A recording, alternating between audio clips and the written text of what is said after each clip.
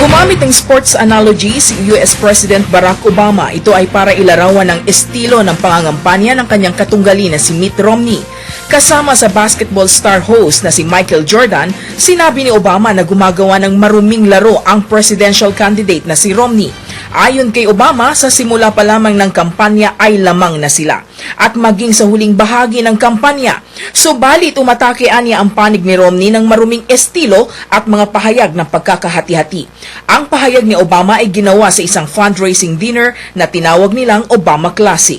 Sa Syria, pinalibutan ng Syrian Army ang katimugan ng Damascus. Kasabay nito ang paglipad at pagpapaulan ng rockets at bala ng machine guns ng mga helicopters.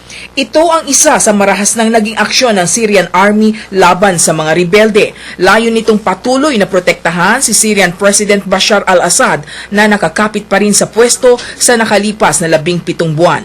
Batay sa pagtaya ng United Nations, pumalo na sa 18,000 tao ang napatay sa civil war sa Syria.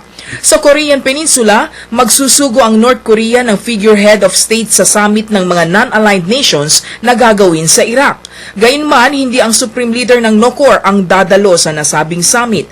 Una rito, may mga ulat na si Kim Jong-un na nagmana sa pwesto ng ama na si Kim Jong-il ay bibisita sa Tehran para sa kanyang unang biyahe sa labas ng NOCOR.